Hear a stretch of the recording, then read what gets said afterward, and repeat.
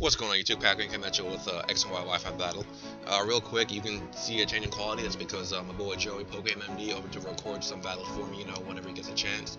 This is against my friend Josh. Looking at the teams, I figure Klefki's going to be relatively annoying if I get rid of that early before sets of hazards. That'll make my time easier. Other than that, I need to take out the Jolteon and the Vaporeon so the Rotom can have an easier time.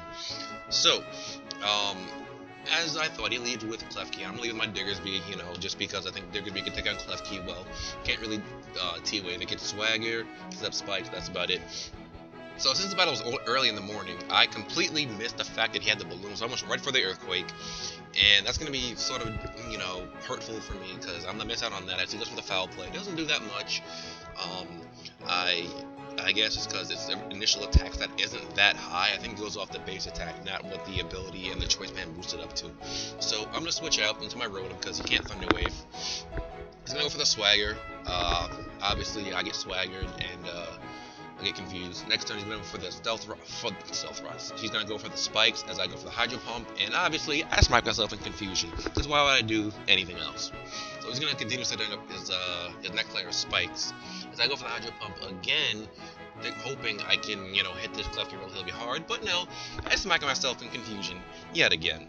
So this turn, I'm like, alright, this turn, I got this. I can just hit him this time, and luckily I break out of the confusion and I hit the Hydro Pump.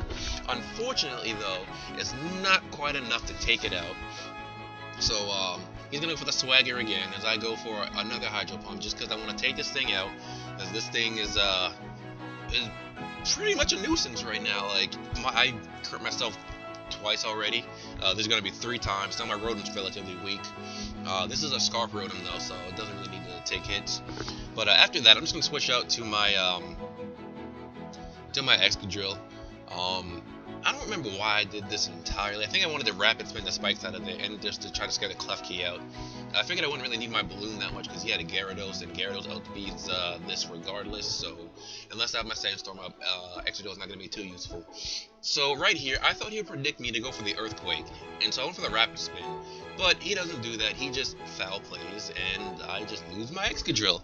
So I'm like, alright, I'll go on the Diggersby, and me still thinking that the Earthquake is way too obvious and he might predict me going for the Earthquake, I'm going to go for the Hammer Arm, because even if he switches out into his Gyarados to take the Hammer on the predicted Earthquake, I'll still be able to hit it hard with Hammer Arm. But no, I miss. I mean, I could have went for the Stone Edge on that turn if I was really predicting Gyarados to come in, but I wasn't confident that a Stone Edge would be able to take out the Klefki from where it was at, so I figured Hammer Arm with my base was my safest option. So this turn I hit the Hammer Arm as he gets up 2 layers of Spikes. And he goes up to Gyarados now, because there's not much I can do to him, and I'm Choice Banded. I'm not sure if he knew that or not, but in any case, I'm going to go to my Gourgeist because that's my safest switch-in at this point. The Gyarados is going to Dragon Dance, and on the switch-in, my Frisk reveals that he has the Gyarados Stone, so I know he's going to Mega Evolve. I'm not too afraid of what he can do at +1, because I figure Ice Fang won't do too much. He doesn't stab on it. Bounce will be his best option, but as of right now, Gyarados cannot get Bounce. So I have nothing, not really fearing anything. He goes Mega Evolve. I'm like, alright, whatever. I can still take a hit at +1 from Mega Gyarados, because I'm max HP, max defense on those Gourgeist, base 122 defense. So I figure I'll be able to, take it relatively well. But he actually has the Bite, which is interesting because he gets stabbed and because it flinches me. So this battle is just not going my way right now. And now my Pumpkinmon just died without me getting a Will-O-Wisp off on this Gyarados at all. So I'm in a pretty bad spot right now. And right here I make a sort of a questionable play yet again. I go to my Scarf Rotom, but I Volt Switch instead of Thunderbolting. I think my thought process was that I don't want to be locked into Thunderbolt. So if I was locked into Thunderbolt, he would just go into his Jolteon and just come in for free. But at the same time, I could have just not lost my T-Tar if I just went for the Thunderbolt right then and there. Because I still have my Goodra to switch into the Jolteon. So I don't know what I was thinking there. I just wanted to Volt Switch. I think I was thinking that he might think that I was... No, I don't know what I was doing there.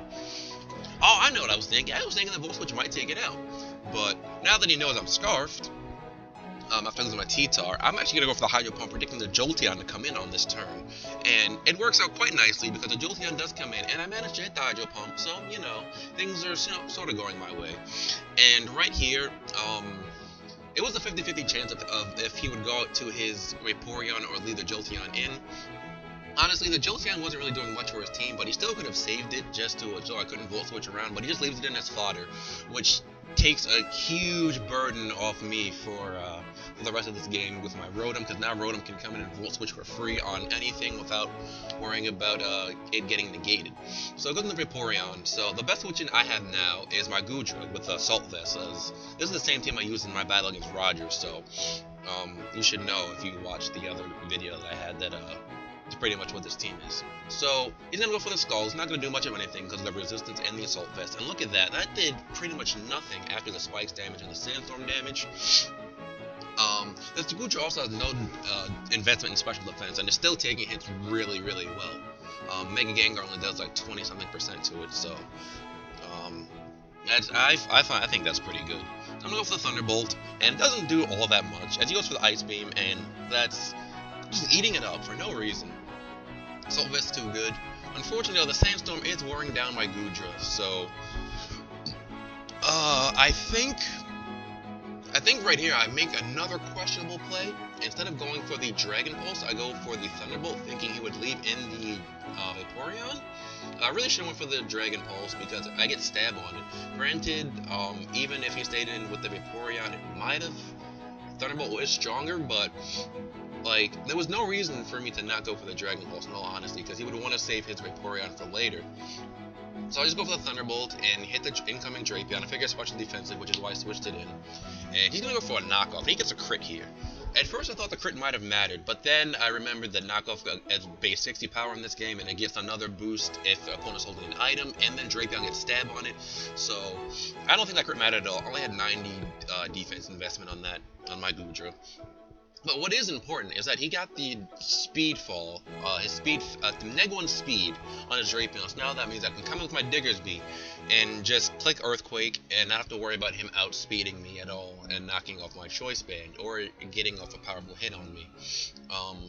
So after the Drapion goes down, I think he has, what, like 3 pokes left. Still he has Vaporeon, Starmie, and Jolteon.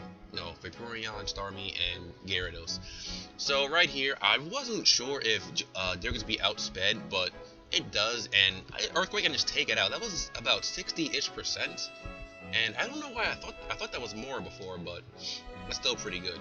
So right here, I'm hoping if Starmie misses the Hydro Pump, maybe I can get off Earthquake with this, but that doesn't really matter because like I still have my Scarf Rotom, so the game was pretty much mine at this point, unless somehow his Starmie lives or I miss Thunderbolt or something, but that's not going to happen. I'm just going to Thunderbolt.